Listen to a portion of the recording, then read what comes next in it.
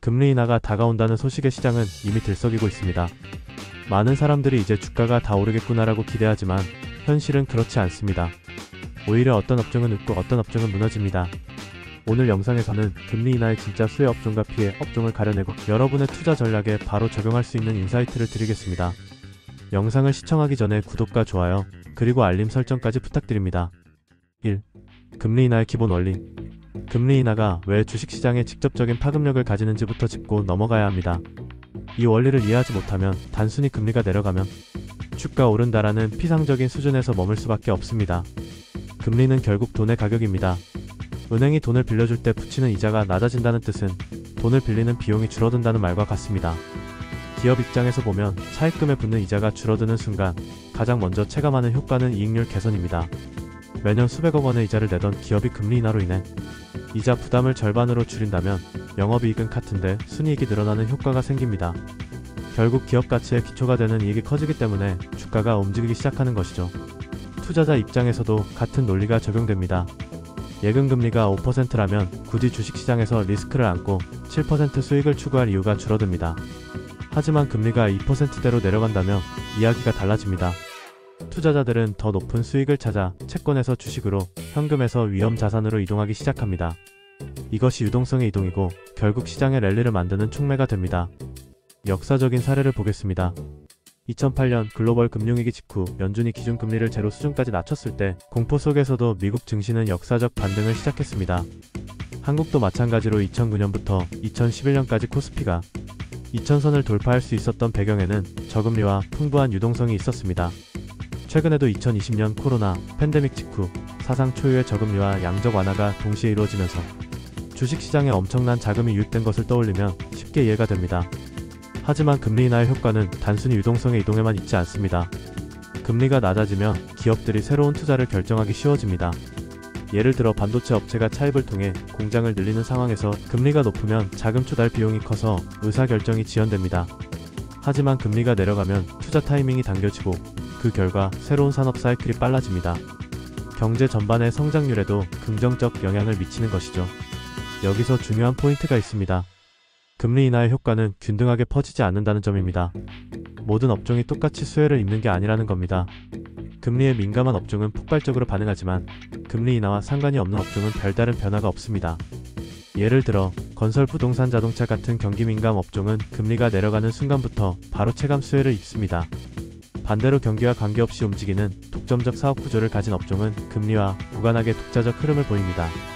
또 하나, 금리 인하는 경기 사이클의 한 장면일 뿐이라는 점도 잊지 말아야 합니다. 금리는 경제가 너무 뜨겁거나 너무 차가울 때 조절하는 도구입니다. 즉, 중앙은행이 금리를 내리는 이유는 경기가 둔화되고 있다는 신호일 수도 있습니다. 이 부분은 다음 장에서 다룰 착각과 오해와 연결됩니다. 정리하자면 금리 인하가 주식시장에 미치는 기본 원리는 크게 세 가지입니다. 첫째, 기업의 이자 비용 감소로 이익이 늘어난다. 둘째, 투자자들이 저금리 환경에서 주식으로 이동한다. 셋째, 기업들이 저비용으로 투자를 확대하면서 경제 성장률을 끌어올린다. 이 세 가지가 맞물려 시장을 밀어올리는 것입니다. 하지만 이 모든 효과가 모든 업종에 동일하게 적용되지 않는다는 점, 바로 여기에 금리 인하 투자 전략의 핵심이 숨어 있습니다. 착각과 오해. 금리 인하가 모든 종목을 올린다는 위험한 신화. 주식시장에서 가장 흔하게 들을 수 있는 말 중 하나가 있다. 금리 인하가 오면 주가가 다 오른다. 얼핏 들으면 맞는 말 같지만 실제로는 반쪽짜리 진실일 뿐이다. 오히려 이 단순한 믿음이 투자자들을 위험에 빠뜨리곤 한다. 왜 이런 착각이 생길까? 과거 사례를 보면 금리 인하 국면에서 주가가 크게 오른 적이 많기 때문이다. 2008년 금융위기 이후나 2020년 코로나 팬데믹 이후를 떠올리면 금리 인하와 함께 증시가 폭등했던 기억이 남아있다.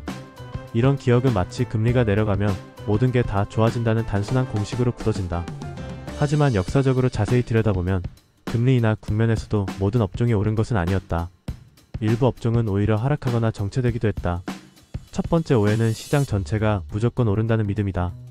금리 인하는 기본적으로 경기 둔화를 방어하기 위한 수단이다. 즉, 금리를 내린다는 사실 자체가 이미 경제가 약해지고 있다는 신호일 수 있다. 경기가 둔화되는 와중에 금리 인하만으로 주식시장이 전반적으로 오르기는 어렵다. 금리 인하 효과가 나타나기 전에 실적이 이미 악화되는 업종은 반등 대신 하락을 겪을 수도 있다. 두 번째 오해는 수혜가 모든 업종에 균등하다는 생각이다. 금리 인하는 특히 부채를 많이 쓰는 산업과 소비 여력이 금리에 좌우되는 산업에 집중적인 영향을 준다. 건설, 부동산, 자동차, 가전 같은 업종은 금리가 낮아질수록 소비자와 기업 모두 이익을 보는 구조다.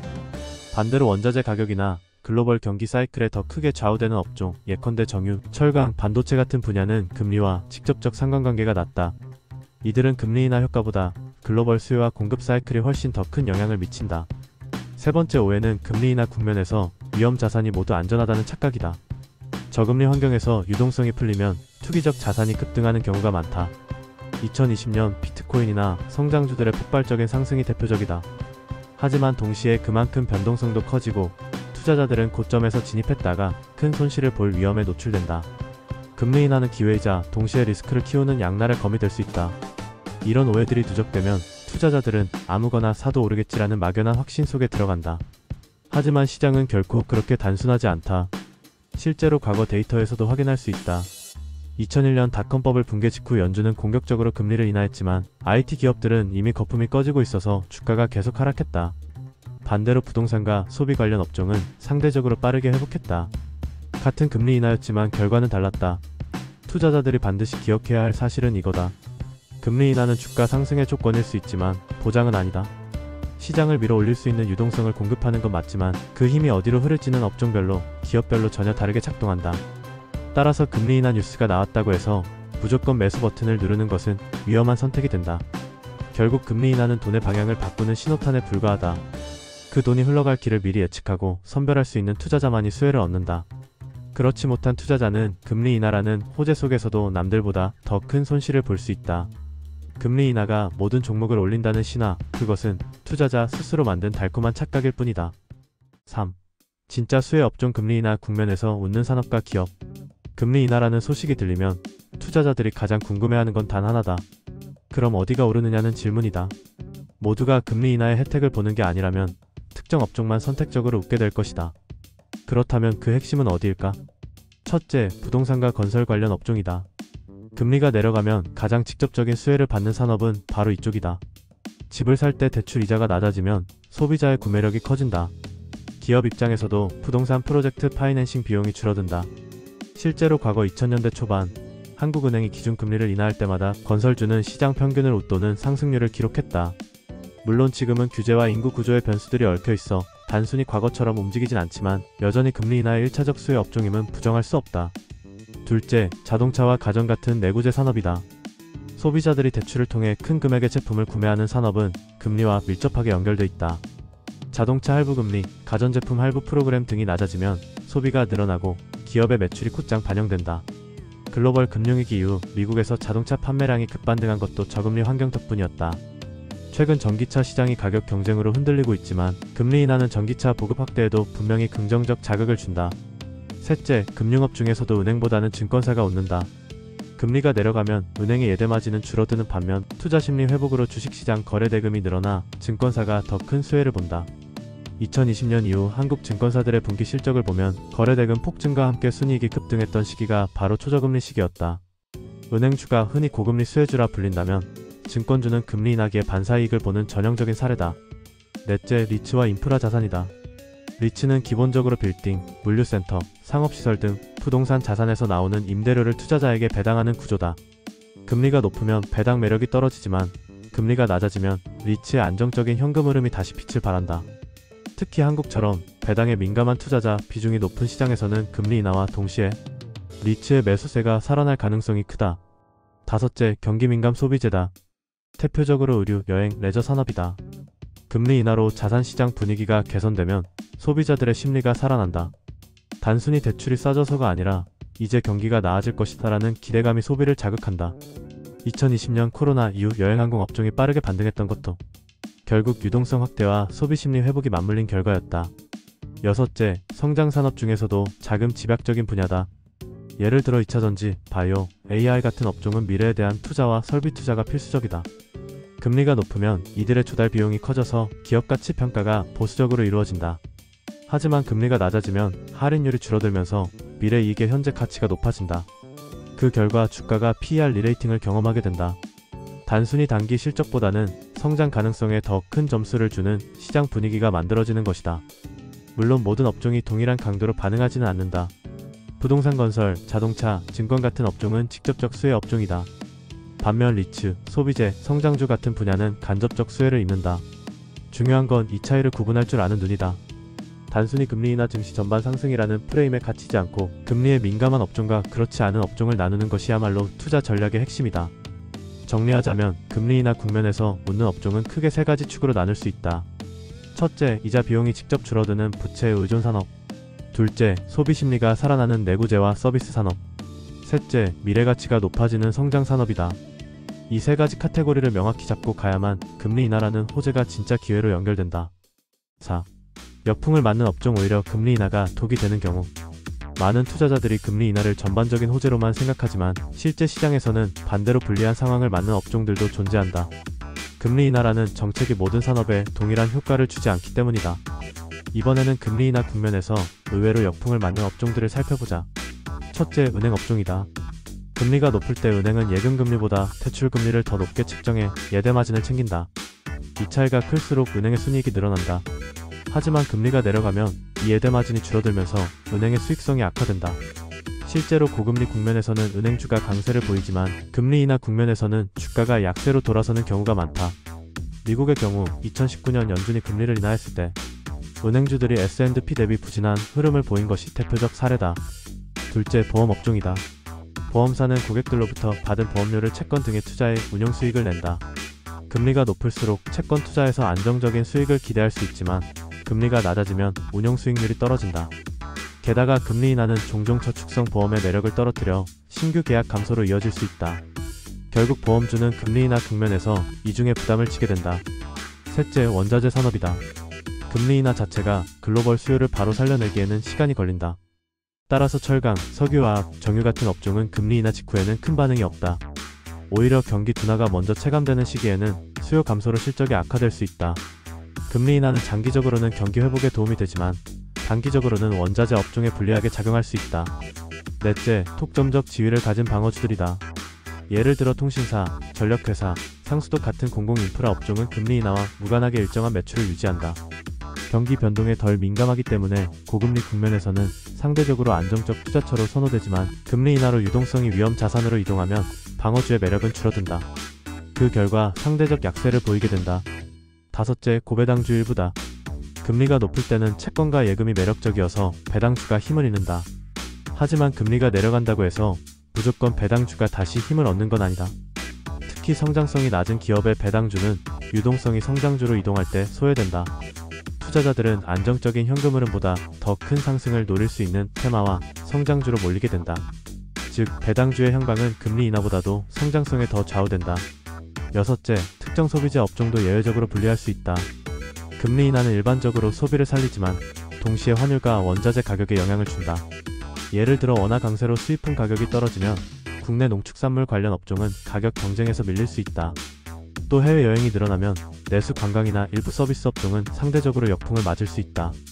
이렇게 보면 금리 인하는 분명 시장 전반의 유동성을 공급하는 호재지만 그 효과가 반드시 모든 업종에 긍정적으로 작용하는 것은 아니다. 특히 금융업처럼 금리 자체가 수익구조와 직결된 업종, 원자재처럼 경기 둔화의 영향을 더 크게 받는 업종은 오히려 피해자가 되기 쉽다. 금리 인하라는 단어만 듣고 무조건 시장 전체가 오른다고 착각해서는 안 된다. 오히려 금리 인하로 인해 자금이 빠져나가거나 매력이 줄어드는 업종이 반드시 존재한다. 이 차이를 이해하지 못한 투자자들은 호재라고 생각한 국면에서 의외의 손실을 경험하게 된다. 투자자 전략 포트폴리오에 어떻게 반영해야 할까? 금리 인하라는 뉴스가 시장에 퍼지면 투자자들의 심리는 크게 두 가지로 갈린다. 하나는 지금이 기회다, 빨리 사야 한다라는 조급함이고, 다른 하나는 이미 다 반영된 거 아닌가? 라는 불신이다. 하지만 현명한 투자자는 이 두 가지 극단을 모두 피하고 체계적인 전략을 세운다. 첫째, 포트폴리오의 무게 중심을 재조정해야 한다. 금리 인하는 분명히 시장의 방향성을 바꾸는 신호탄이지만 모든 자산을 한쪽으로 쏟아붓는 것은 위험하다. 앞서 확인했듯 업종별 반응은 천차만별이기 때문이다. 따라서 기본 전략은 포트폴리오의 일부를 금리 인하 직접 수혜 업종에 배치하면서도 나머지 비중은 장기적으로 안정적인 성장주나 글로벌 분산 투자에 두는 것이다. 한쪽에만 몰빵하면 호재 속에서도 손실을 볼 수 있다. 둘째, 금리 인하의 속도와 강도를 고려해야 한다. 단순히 금리를 내린다는 사실보다 중요한 것은 얼마나 빠르고 얼마나 크게 내리는가이다. 점진적인 금리 인하는 시장에 긍정적이지만 급격한 인하는 경기 침체 신호일 수 있다. 따라서 금리 인하라는 이벤트 하나만 보고 투자하기보다 경제 지표와 기업 실적을 함께 확인하는 습관이 필요하다. 금리가 내려가더라도 소비 지표, 고용 지표가 악화된다면 시장은 오히려 불안정한 흐름을 보일 수 있다. 셋째, 섹터 로테이션 전략을 활용하는 것이 효과적이다. 금리 인하 초기에는 증권, 건설, 자동차 등 금리 민감 업종이 가장 먼저 반응한다. 하지만 시간이 지나면 유동성이 성장 산업으로 이동하면서 2차 전지, 바이오, AI 같은 종목들이 주도권을 가져간다. 이 흐름을 미리 읽고 선제적으로 움직이면 단순히 수혜 업종을 추종하는 것보다 훨씬 더 높은 성과를 거둘 수 있다. 넷째, 배당과 인컴 전략을 병행해야 한다. 금리가 낮아지면 채권과 예금의 매력이 떨어지고 배당주의 상대적 매력이 살아난다. 하지만 성장성이 없는 배당주보다는 안정적인 배당과 함께 장기 성장성이 있는 기업을 선택하는 것이 핵심이다. 배당금을 월급처럼 받으면서도 주가 상승까지 누릴 수 있는 구조를 만들어야 한다. 특히 중장년층 투자자들에게는 이런 이중 전략이 큰 도움이 된다. 다섯째, 리스크 관리가 더욱 중요해진다. 금리 인하는 유동성을 확대해 투자 기회를 늘려주지만 동시에 버블을 만들 위험도 높인다. 2020년 초저금리 시대에 수많은 개인 투자자들이 성장주와 가상자산에 몰려들었지만 불과 2년 만에 거품이 꺼지면서 막대한 손실을 본 사례를 떠올려야 한다. 따라서 금리 인하 국면에서는 냉정하게 손절 기준과 분산 투자를 지켜야 한다. 호재일수록 방심하면 안 된다.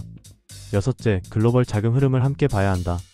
한국만 금리를 내리는지 미국과 유럽도 동시에 내리는지에 따라 시장에 들어오는 외국인 자금의 규모가 달라진다. 특히 외국인 비중이 큰 한국 증시는 글로벌 금리 정책에 민감하다. 단순히 한국은행의 결정만 보는 것이 아니라 연준과 ECB의 스탠스를 함께 고려해야 실질적인 투자 전략을 세울 수 있다. 마지막으로 개인 투자자는 자신만의 투자 원칙을 분명히 해야 한다. 금리 인하라는 매크로 이벤트는 누구에게나 동일하게 주어진다. 하지만 같은 환경에서도 어떤 투자자는 성공하고 어떤 투자자는 실패한다. 차이는 결국 원칙과 심리에 있다. 유동성 장세가 펼쳐질 때 탐욕을 조절하고 조정이 왔을 때 두려움을 이겨내는 사람만이 기회를 잡는다. 정리하자면 금리 인하 국면의 투자 전략은 세 가지 키워드로 요약할 수 있다. 분산 타이밍 원칙이다. 포트폴리오를 균형 있게 배치하고 업종별 순환을 읽으며 흔들리지 않는 원칙을 지켜야 한다. 그래야만 금리 인하라는 큰 파도 위에서 흔들리지 않고 오히려 더 멀리 나아갈 수 있다. 6. 에필로그 금리 인하, 기회는 준비된 투자자에게만 온다. 금리 인하는 분명 시장을 움직이는 거대한 신호다. 하지만 오늘 우리가 살펴본 것처럼 그 효과가 모든 업종에 똑같이 퍼지지는 않는다. 어떤 업종은 순식간에 반등하며 기회를 열지만 또 어떤 업종은 오히려 역풍을 맞는다. 금리 인하라는 같은 파도를 타고도 누군가는 멀리 나아가고 누군가는 뒤집히는 이유가 바로 여기에 있다. 투자에서 중요한 것은 뉴스 자체가 아니다. 뉴스 속에서 돈의 방향을 읽어내고 그 흐름에 맞춰 전략을 세우는 힘이다. 금리 인하는 단순히 주가 상승이라는 단어로 요약할 수 없는 복합적인 변화의 출발점이다. 준비된 투자자는 이 신호를 활용해 자신의 포트폴리오를 조정하고 새로운 기회를 포착한다. 반대로 준비가 없는 투자자는 똑같은 호재 속에서도 손실을 경험하게 된다. 결국 투자란 끊임없는 선택의 연속이다. 오늘 다룬 내용이 여러분의 투자 전략에 조금이나마 길잡이가 되길 바란다. 금리 인하는 분명히 기회지만 그 기회는 모든 사람에게 열려있지 않다. 준비된 자, 원칙을 가진 자만이 그 기회를 현실로 만든다. 이 영상을 통해 얻은 인사이트가 여러분의 투자에 도움이 되길 바란다. 더 깊이 있는 분석과 시장의 흐름을 가장 빠르게 받고 싶다면 구독과 좋아요, 그리고 알림 설정까지 꼭 부탁드린다. 인베스트 GPT는 앞으로도 시장의 이면을 읽어내고 여러분이 한 발 앞서 움직일 수 있도록 함께하겠다. 그럼 굿바이.